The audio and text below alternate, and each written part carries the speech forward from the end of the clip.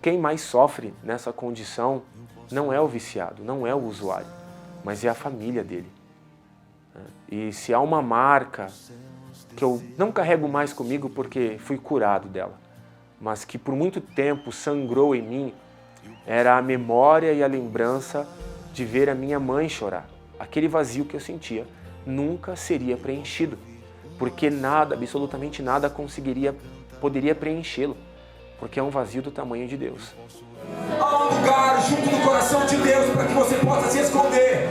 Há um lugar no coração de Deus para que você se esconda nessa noite. Ele preparou uma fenda na rocha. Te adoro, te adoro, te adoro, te adoro,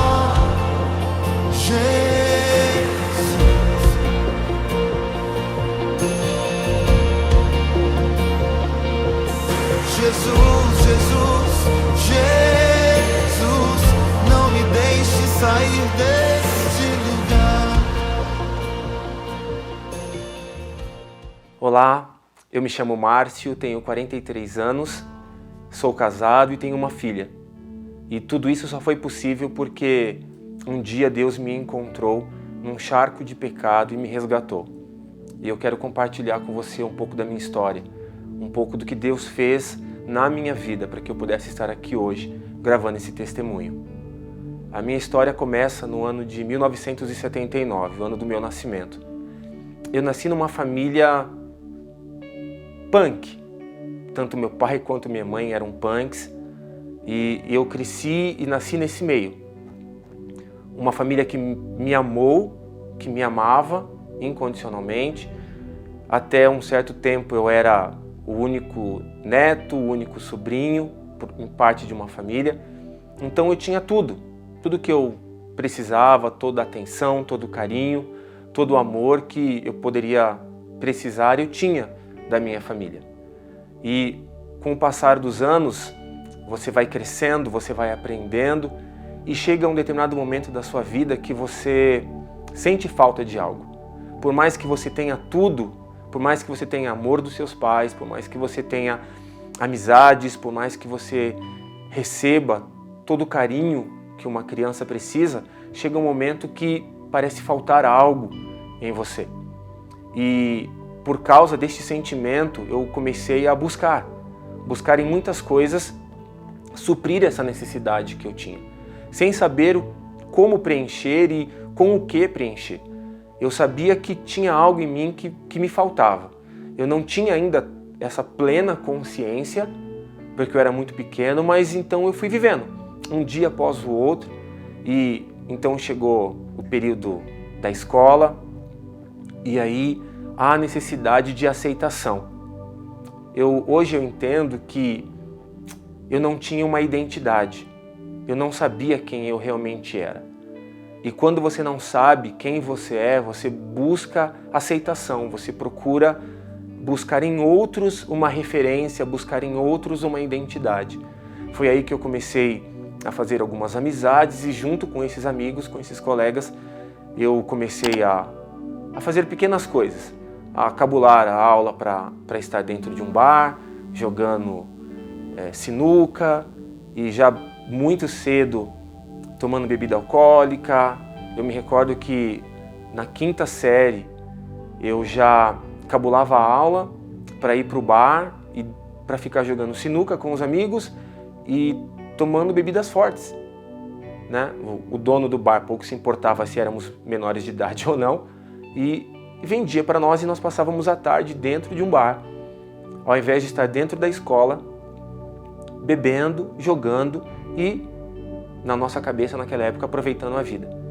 Mesmo sabendo que aquilo era errado, porque eu havia sido ensinado com princípios corretos do que era certo e do que era errado. Eu sabia que o que eu estava fazendo era errado, mas a necessidade de aceitação, de fazer parte de um grupo, de ser alguém, era mais forte naquele momento. E então eu sufoquei tudo que me foi ensinado pelos meus pais para estar ali com os meus amigos, para poder ser aceito, para poder fazer parte de uma família, de um grupo, para ser alguém. Eu não tinha todo esse entendimento na época. Hoje, Deus iluminou a minha consciência e eu tenho esse entendimento, mas eu simplesmente seguia o fluxo do rio. Eu simplesmente me deixava levar para fazer parte daquilo e comecei a gostar. Só que essa situação foi piorando muito com o passar do tempo. Aquilo que era, entre aspas, inocente, né, de estar dentro de um lugar impróprio, né, não só para quem é menor de idade, mas hoje eu entendo que para qualquer um, né, a emoção do perigo de estar fazendo algo errado pelas costas de quem me amava, mesmo sem querer com isso ofendê-los ou feri-los, mas de certa forma fazendo, aquilo já não era mais o suficiente, outros limites precisavam ser rompidos. Eu comecei a sentir a necessidade de ir além, aquilo já não satisfazia mais, né? Simplesmente estar em um lugar e fazer as mesmas coisas que eu já estava fazendo há muito tempo, já não era o suficiente. E um abismo chama outro abismo.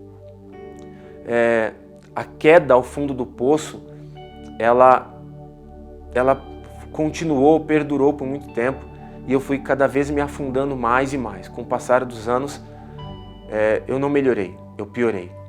E o que era algo que era apenas por alguns períodos, por algumas horas na minha vida, acabou se tornando todos os dias, em todo momento. E aí então eu comecei a fumar. Eu comecei primeiro furtando o cigarro do meu pai, que me dava este mau exemplo.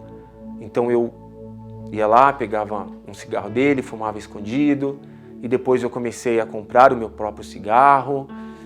Eu comecei a trabalhar para sustentar os meus vícios. Então eu já estava vivendo uma vida completamente entregue a vícios, a bebida, a nicotina, que são tão prejudiciais quanto qualquer outra droga ilícita e proibida. E eu comecei a me afundar cada vez mais. E com novas amizades e experimentando outras coisas. Como eu disse no princípio, eu nasci num lar punk, então o rock and roll sempre esteve presente na minha caminhada.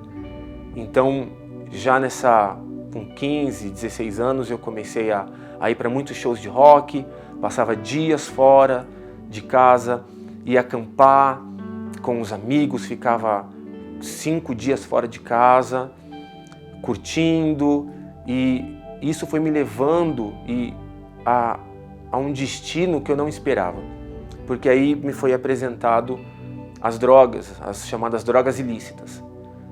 A minha primeira experiência com drogas foi com cocaína.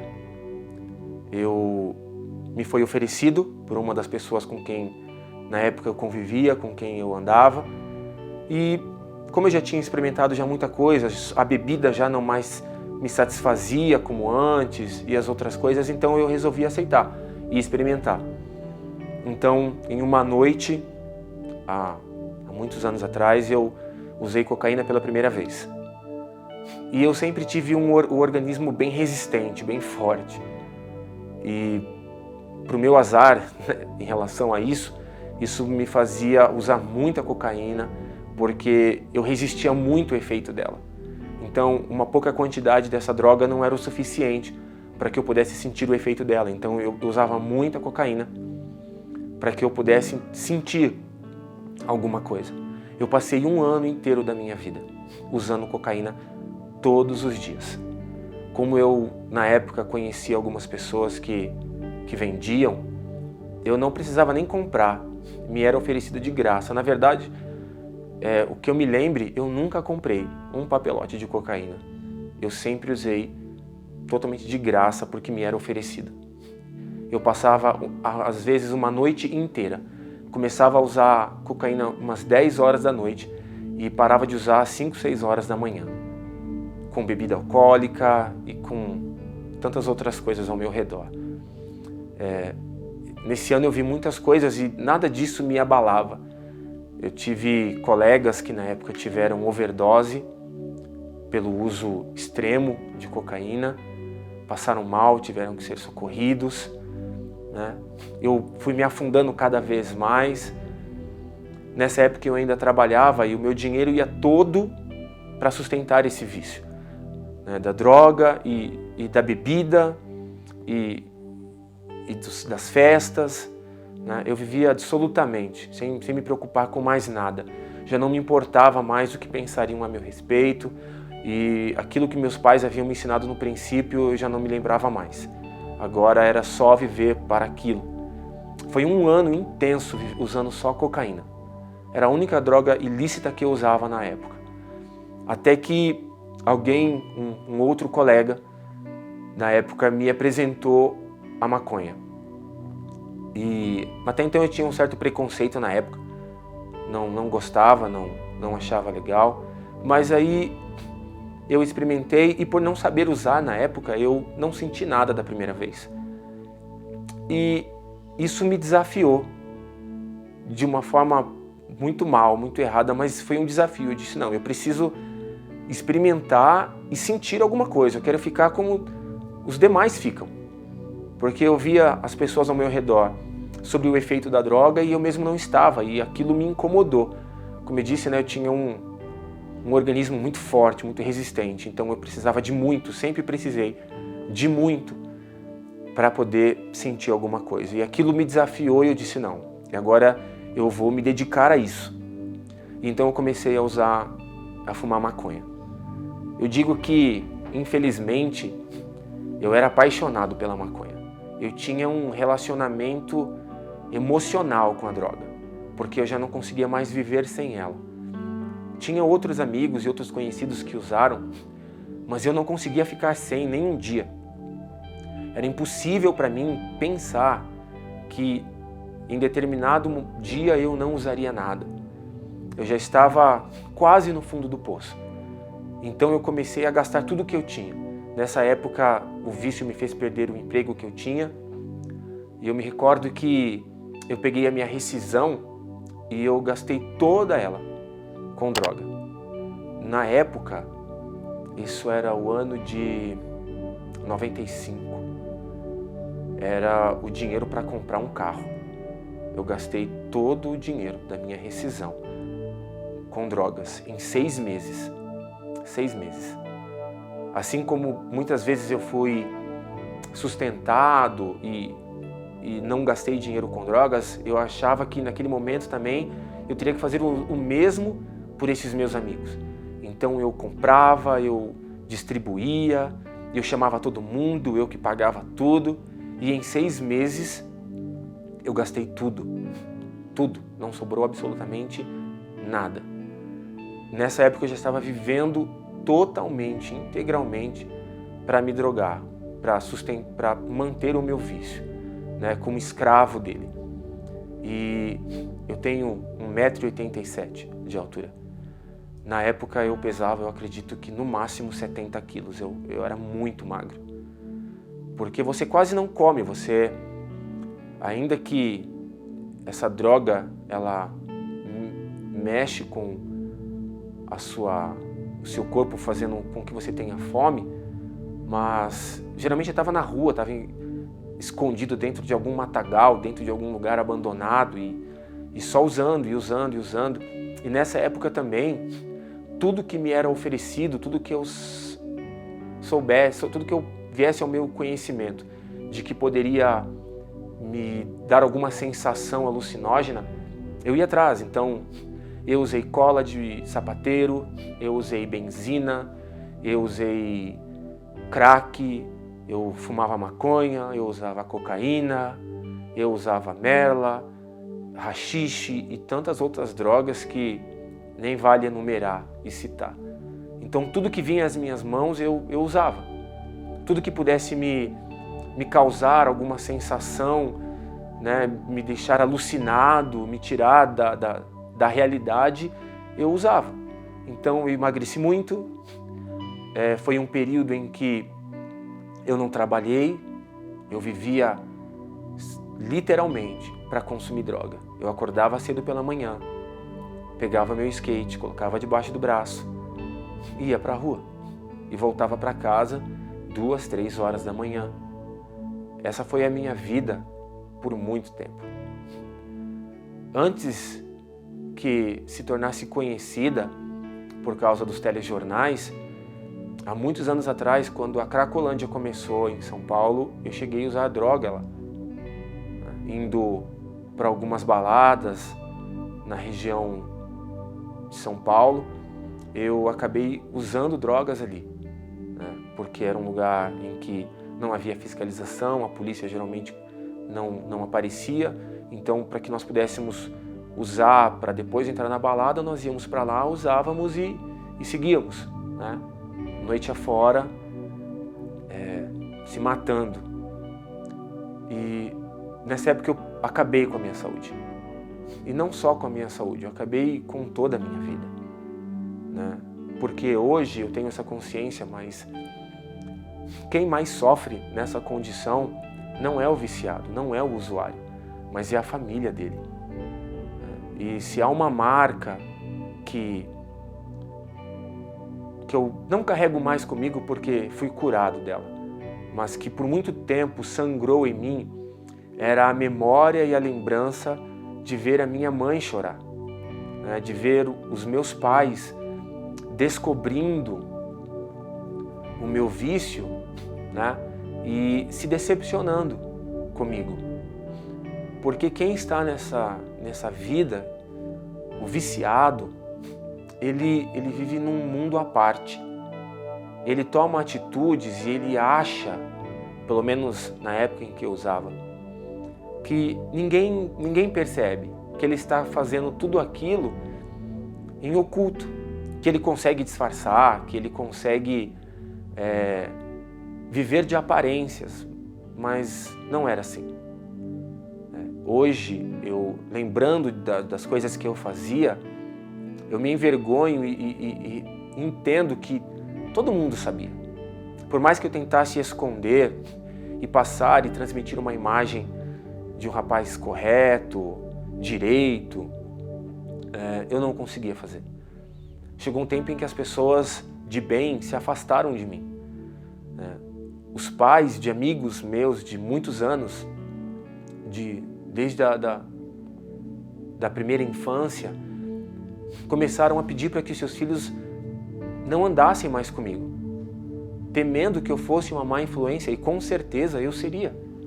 Porque assim como fizeram comigo, eu também fiz. Você só consegue replicar o que lhe foi feito. Eu ofereci também drogas a pessoas que até então não tinham experimentado, que se mostraram interessadas, e eu, achando que tudo aquilo era bom, que tudo aquilo era correto, eu ofereci. Eu apareci em canais de televisão por 2 vezes, em situações de shows em que o consumo de droga era explícito. Por 2 vezes na televisão eu apareci numa situação como essa. A minha vida era arrumar as coisas de camping, pegar a barraca e acampar e ficar dias fora para que ninguém me perturbasse, para que eu pudesse me drogar o quanto eu quisesse. O quanto. Em uma dessas ocasiões, eu me lembrando agora, voltando de um lugar deste, com alguns amigos no carro, nós estávamos voltando para São Paulo, depois já de alguns dias, e nós fomos parados pela Polícia Rodoviária Federal.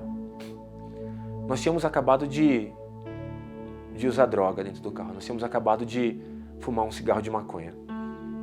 E os policiais nos pararam na rodovia e, ao se aproximarem do carro, viu a nossa condição e também o cheiro que exalava.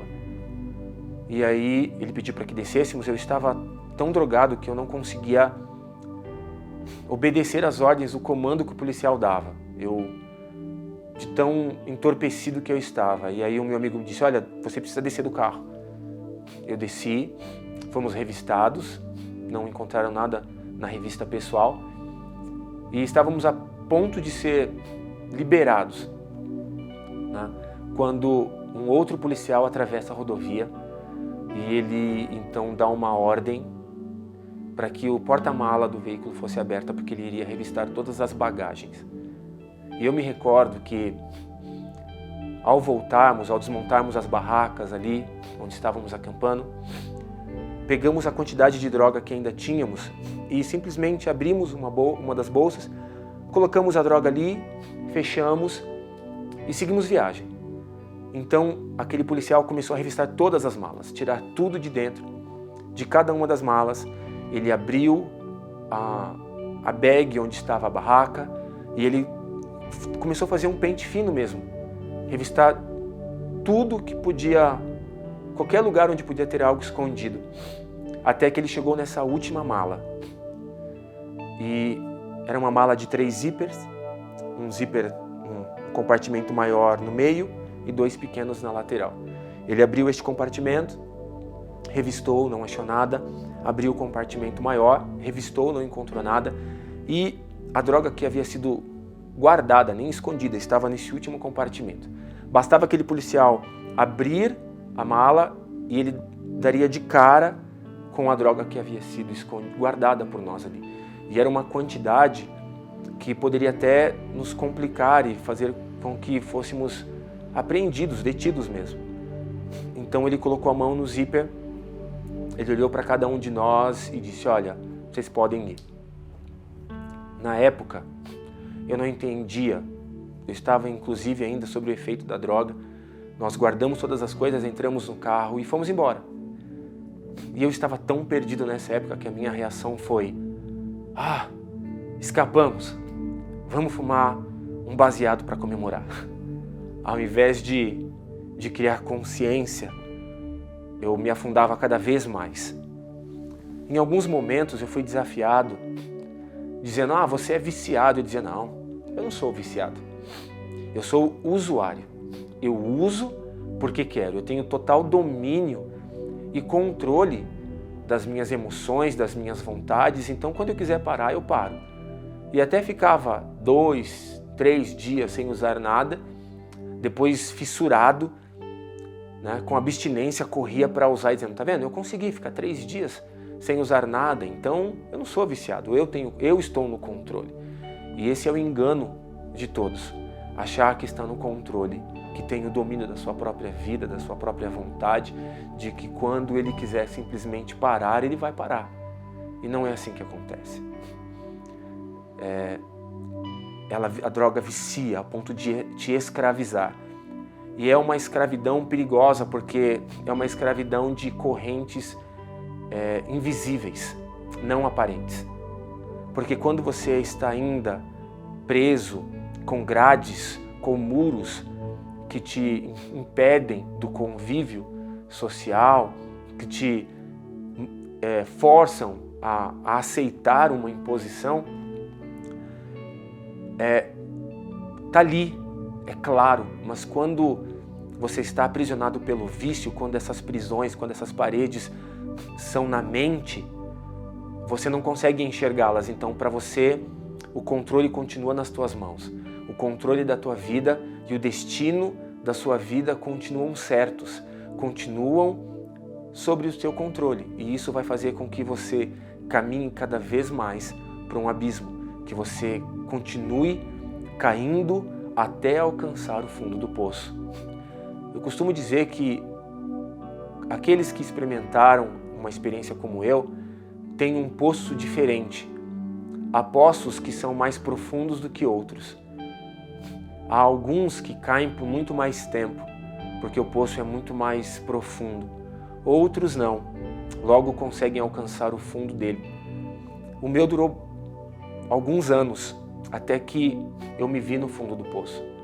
O grande problema é que quando você está caindo, você tenta se agarrar às paredes do poço. Você tenta se agarrar a tudo que você vê passar na tua frente, desesperadamente, tentando de alguma forma parar de cair. Então você vai se apegando a isso, aquilo, outro, mas nada é o suficiente. Nada. Nada. Eu fiz algumas tentativas, mas nunca foi o suficiente. Eu comecei esse testemunho dizendo que na minha infância eu recebi tudo o que eu precisava. Amor, atenção, cuidado. Mas nada disso foi o suficiente para que eu não caísse. Porque havia em mim um vazio, como diz o filósofo, havia dentro de mim um vazio do tamanho de Deus. Só que eu não tinha essa consciência. Então eu tentei preencher as lacunas do meu ser com muitas coisas, até que eu encontrei a possibilidade de preenchimento nas drogas. E então eu tentei preencher este vazio, só que nunca era o suficiente. Eu sempre precisava de mais, eu sempre precisava ir além. Uma só não era suficiente, eu precisava misturar drogas, eu precisava usar drogas e beber, eu precisava usar drogas, beber, e eu precisava de algum estímulo musical que me ajudasse a sair de uma realidade triste, porque é uma fuga, é a fuga da realidade, é você viver uma mentira, é você se utilizar do efeito alucinógeno de alguma droga para fugir de uma realidade que não te agrada, ao invés de enfrentá-la e ao invés de mudá-la. Mas eu não sabia como, então eu queria preencher este vazio, só que ele nunca seria preenchido. Na época eu não tinha esse entendimento. Aquele vazio que eu sentia nunca seria preenchido, porque nada, absolutamente nada poderia preenchê-lo, porque é um vazio do tamanho de Deus. Então eu me vi no fundo do poço, com 17 anos de idade, novo, né? Tudo que eu contei até aqui parece que levaram 10 anos, 15 anos, mas eu alcancei o fundo do poço com 17 anos de idade. Eu já não trabalhava, eu vivia todos os dias, eu sobrevivia dia após dia, me entorpecendo, ferindo as pessoas que realmente me amavam. Eu era um zumbi. Eu caminhava e sobrevivia ao lado de pessoas queridas até hoje, que estavam no mesmo engano que eu, e caminhando para um abismo que eu não sabia o quão terrível era. Na minha concepção, naquela época, eu não estava fazendo nada de mal. Eu não estava ferindo, nunca precisei assaltar e roubar ninguém, nunca cometi um crime para que eu pudesse saciar o meu vício. Então, na minha cabeça, eu estava vivendo a minha vida, eu tinha liberdade. Na minha cabeça revolucionária da época, eu estava indo contra o sistema, eu estava agindo contra o sistema que queria me impedir de ser livre. Para mim, liberdade era poder fazer tudo o que eu quisesse, era poder dizer sim para tudo o que eu achava bom, né? Então, quem é que vai poder me proibir de dizer algo se eu sou livre? Mas mais tarde eu fui descobrir que a verdadeira liberdade não está em dizer sim, mas está em poder dizer não. Eu não conseguia dizer não. Eu dizia sim para tudo, mas eu não conseguia dizer não. Se alguém me oferecesse uma bebida, eu não conseguia dizer não. A minha resposta era sempre sim. Um escravo, ele não tem o direito de dizer não. A palavra que um escravo diz é sim, Senhor. O escravo sempre tem que fazer a vontade daquele que o domina. Assim era eu. Tudo que a droga e tudo que o vício me impelia a fazer, eu não conseguia dizer não. Eu dizia sim. E isso acabou, isso quase destruiu completamente a minha vida. Mas eu dou graças a Deus que essa história, ela não termina com um final triste. Ela ainda nem terminou. Ela está em pleno andamento. Porque no ano de 1997, eu já havia completado 18 anos de idade.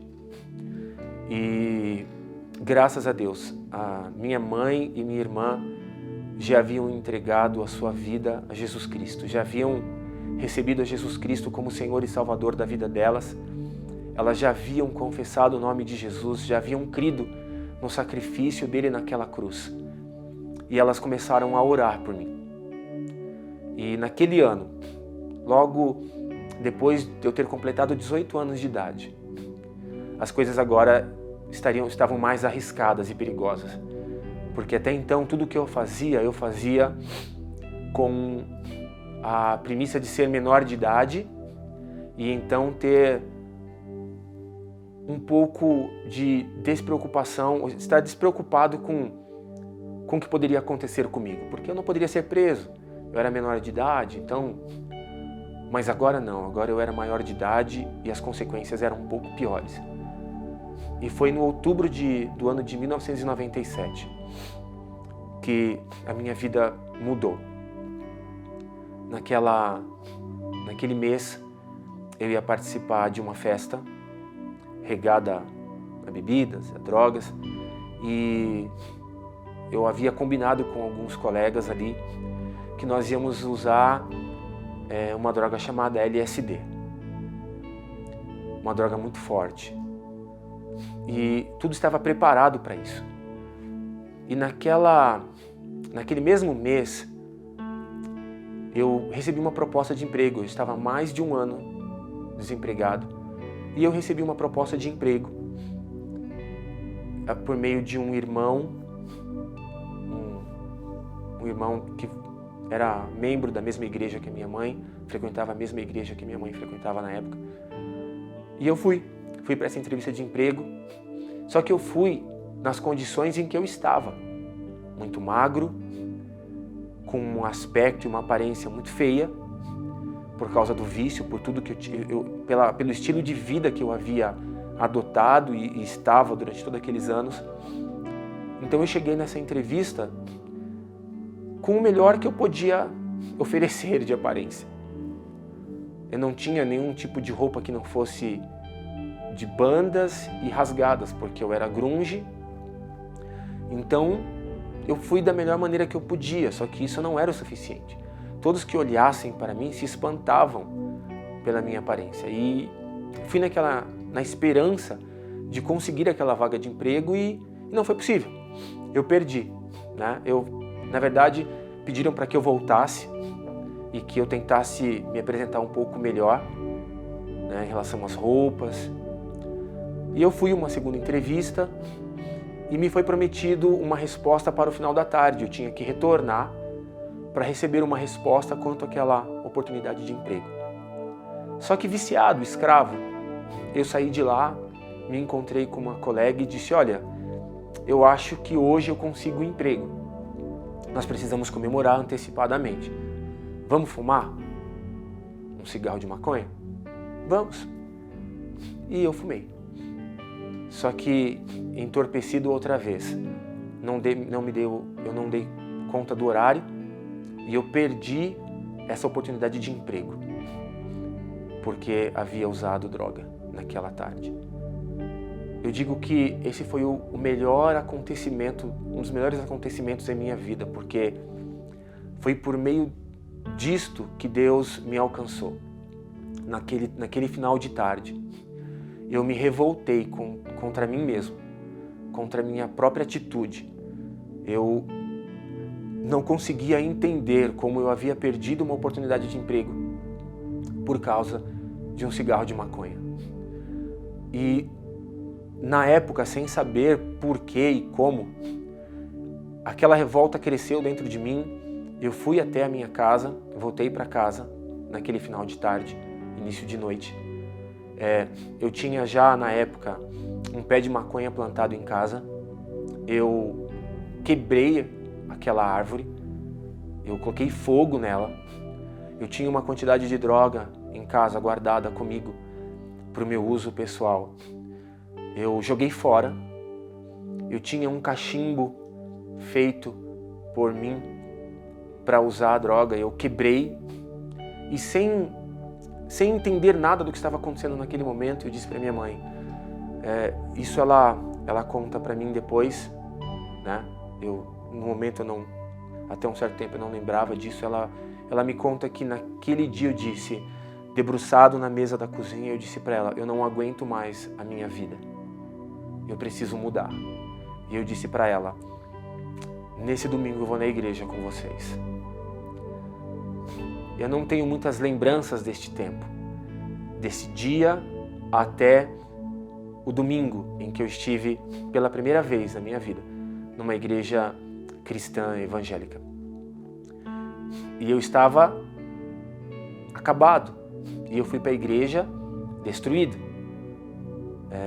De certa forma, a minha aparência causava estranheza e um pouco de receio nas pessoas. Então eu cheguei assustado dentro de uma igreja, não sabia o que acontecia lá, como acontecia. E fui. E naquela noite de domingo, só tinha eu de visitante naquela igreja. Deus preparou aquele culto para mim. Só eu havia de visitante, mais ninguém. Então, quando o meu nome foi anunciado pelo pastor como visitante naquela noite, só eu fiquei de pé. Aquilo foi um impacto na minha vida. E eu me recordo que eu assisti o culto normalmente e fui embora. Gostei, não senti nada demais. Minha mãe, minha irmã e alguns parentes ficaram muito felizes com o que havia acontecido. Mas o dia da festa estava chegando, era o outro final de semana. E por mais que eu tivesse experimentado um pouco de liberdade naquele momento, eu continuava escravo. Então, durante o restante da semana, eu estava convicto de que eu iria para aquela festa. De que eu iria para aquela festa e eu iria me lançar e me aplicar em usar aquela droga. Porque eu estava ansioso por aquilo. Então, eu me recordo que no meio da semana, a minha mãe me questionou se eu voltaria ao culto com ela. Eu disse que não, que eu tinha um compromisso, que eu precisava ir a essa festa, já estava pago, já estava tudo certo. E eu acredito que minha mãe deve ter orado muito naquela semana. Porque outra vez, sem entender como, eu desisti daquela festa. E eu disse, eu vou com você novamente no culto. E chegando naquela igreja, fui recebido outra vez pelos irmãos ali. E naquela noite, a mensagem que foi pregada, ela alcançou o meu coração como eu nunca senti em toda a minha vida. Naquela noite, eu entendi que o vazio que havia em mim só poderia ser preenchido com aquele Deus que estava falando comigo, por intermédio daquele homem. Tudo que ele falava no púlpito, tudo que ele falava, se utilizando da palavra de Deus, das Escrituras, da Bíblia Sagrada, falava a meu respeito. Uma daquelas experiências que só falta dizer o seu nome, porque tudo que ele falou era o que eu estava vivendo. E em um determinado momento, ele fez um convite, dizendo que se havia alguém naquele lugar que estava cansado de viver a vida que estava vivendo e que gostaria de entregar a sua vida a Jesus Cristo. Quando eu me vi, eu estava de pé, caminhando em direção daquele altar, daquele púlpito. E como na primeira vez, só tinha eu de visitante naquela igreja e só eu entreguei a minha vida para Jesus naquela noite. Isto foi em outubro de 1997, num domingo à noite. Eu confessei a Jesus Cristo como o único e suficiente Senhor e Salvador da minha vida. Pedi para que Ele perdoasse os meus pecados. O convidei a vir morar em meu coração e escrever o meu nome no livro da vida. Voltei ao meu lugar, emocionado, mas ainda sem entender muito o que tinha acontecido. E fui embora para minha casa. Como de costume, segunda-feira pela manhã, acordei no horário que eu estava acostumado a acordar, peguei meu skate e fui para a casa de uma amiga, como fazia todos os dias, todas as manhãs. E eu cheguei na casa dessa amiga com uma alegria indescritível. E eu disse para ela, olha, tem uma notícia para te dar. Ela falou, sério? Eu falei, sério. O que é? Eu disse para ela, virei crente. Ela, sério, você virou crente? Eu falei, virei crente ontem. Ela, que legal. então vamos fumar para comemorar. Tudo era motivo de comemoração, né? Tudo que acontecia na minha vida, o fim eram as drogas, então eu falei, vamos fumar para comemorar. Nós preparamos ali o cigarro, e aí, depois de feito, ela fumou, ela passou para mim, eu coloquei aquele cigarro na boca e traguei e puxei. Naquele exato momento, eu me senti muito mal. Eu não entendia nada. A princípio, na verdade, quando ela disse, vamos fumar, eu disse para ela assim, eu não posso, porque eu agora sou crente e eu não posso fumar maconha mais. Aí ela disse assim, mas não foi Deus quem criou todas as coisas? Eu não conhecia nada. Eu disse, sim, eu acho que foi Ele que criou tudo. E então, disse ela, Ele deve ter criado, então Ele criou a maconha também. E ela, de certa forma, me convenceu naquele momento e disse, Ele criou a maconha, então vamos fumar. Só que quando eu peguei aquele cigarro e quando eu coloquei aquele cigarro de maconha na boca e fumei, eu me senti o homem mais impuro, mais sujo da face da terra. E eu não entendi aquilo. Porque o argumento que ela havia usado fazia um certo sentido. Eu não entendia. Era um recém-nascido, eu acabara de nascer de novo, confessando a Jesus Cristo como o Senhor da minha vida. Eu não conhecia nada. E naquele momento eu me senti muito mal.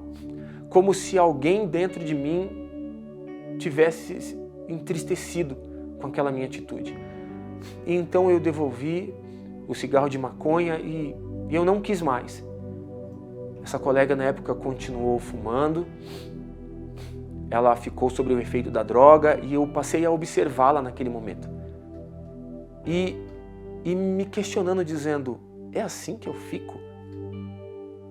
Então é dessa maneira que eu fico depois de usar? É desta forma? Eu não quero mais isso. Naquela manhã eu fui embora para casa e a partir de então eu nunca mais me droguei em toda a minha vida.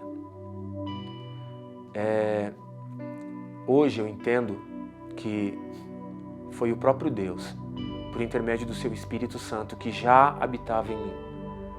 Porque a Bíblia diz que o Espírito Santo ele veio sobre nós como um selo para o dia da redenção. Eu já havia sido selado com o Espírito Santo como uma prova, como um sinal de propriedade exclusiva de Deus, como um sinal, um símbolo de que um preço foi pago para que eu pudesse alcançar o meu destino. Por isso eu me senti tão mal naquela manhã e por isso eu voltei para casa decidido a não mais me drogar. Depois daquele momento, eu nunca, nesses anos todos, até hoje, eu nunca tive uma crise de abstinência. Eu nunca senti vontade alguma de me drogar outra vez, de colocar sequer um copo de bebida na boca. Eu fui liberto da escravidão, daquilo que me aprisionava, literalmente, num piscar de olhos. A Bíblia diz que se o Filho vos libertar, verdadeiramente sereis livres. A Bíblia Sagrada vai dizer que e conhecereis a verdade, e a verdade vos libertará. E eu sou um testemunho vivo, eu sou uma prova viva de que a palavra de Deus é verdadeira. Porque assim como um dia eu fui escravizado, Jesus me libertou completamente e totalmente dos vícios que me aprisionavam. E isso só foi possível também, e isso eu entendo hoje, e eu quero compartilhar isso com você que me ouve. Porque a libertação, ela vem pelo Espírito de Deus, pela palavra de Deus, por meio do sacrifício de Jesus Cristo na cruz. O mais difícil neste processo é você manter a libertação. O que eu vivi foi muito específico de Deus para a minha vida, mas fundamental para que eu pudesse me manter livre verdadeiramente. Naquele período em que eu me converti, em que eu entreguei a minha vida a Cristo, eu me dediquei à oração e à leitura da Bíblia.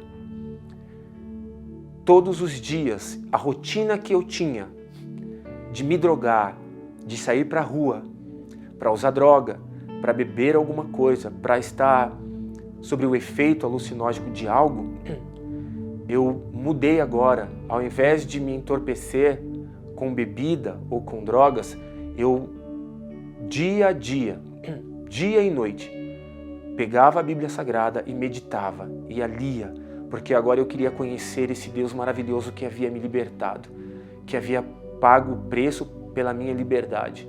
Então todas as manhãs eu acordava cedo, como fazia, e ao invés de pegar o meu skate e colocá-lo debaixo do braço, eu pegava a minha Bíblia, abria ela e começava a ler. Ainda que o meu entendimento não fosse grande ou suficiente para compreender tudo, todos os dias eu despertava pela manhã para ler a Bíblia e me dedicar em oração a conhecer este Deus. E essa rotina foi extremamente necessário para que eu pudesse me manter livre, para que eu pudesse construir agora esta nova vida que eu tenho hoje sobre um fundamento, um firme fundamento inabalável, que é a palavra de Deus. A minha fé foi edificada nesses tempos, e então eu consegui me manter livre, como sou até hoje, pela graça de Deus.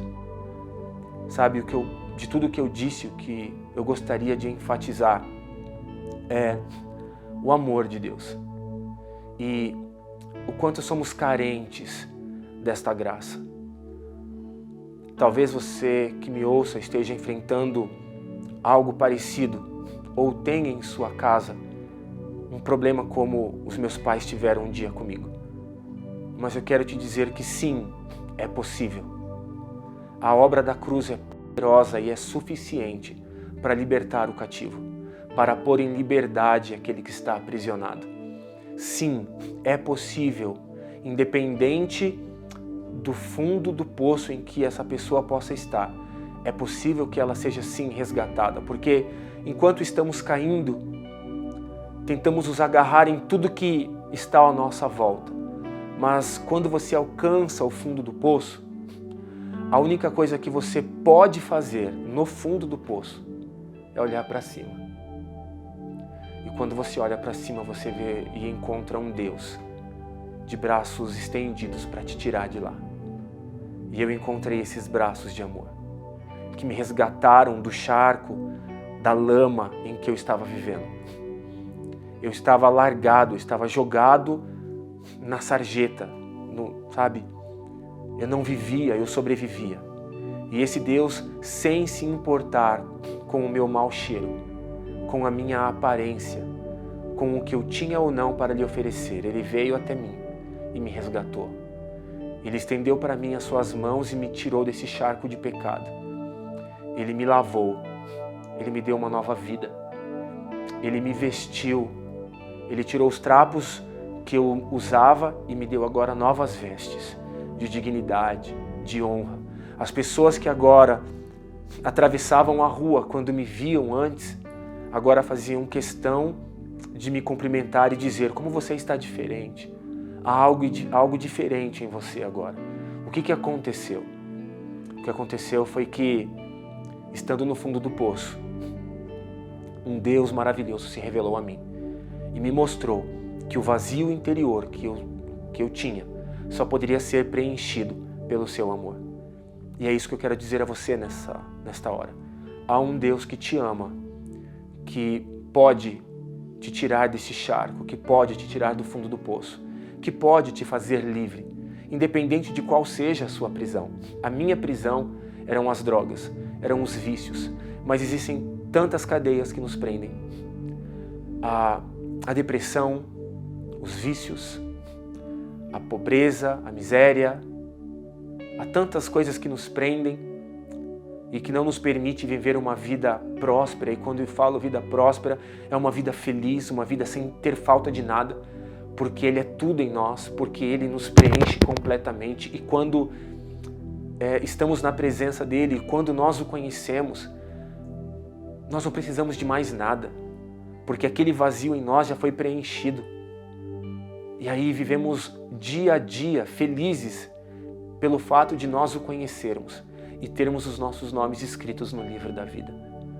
Por termos o poder de dizer não, sermos verdadeiramente livres para viver uma vida com sentido, uma vida com propósito. Hoje, Deus me fez um ministro do Evangelho. Hoje, eu tenho uma família. Talvez nem vida eu tivesse, se eu não tivesse aberto meu coração, dado ouvidos ao que me foi oferecido. Talvez eu nem vivo estaria. Talvez eu estaria sido consumido pelas drogas, morto em alguma situação. Mas Ele não só me deu vida e me libertou e deu um sentido para a vida, como me deu uma família e confiou a mim uma responsabilidade de levar adiante este Evangelho do Reino, de falar acerca do seu amor e de quanto Ele tem para dar a cada um que necessita.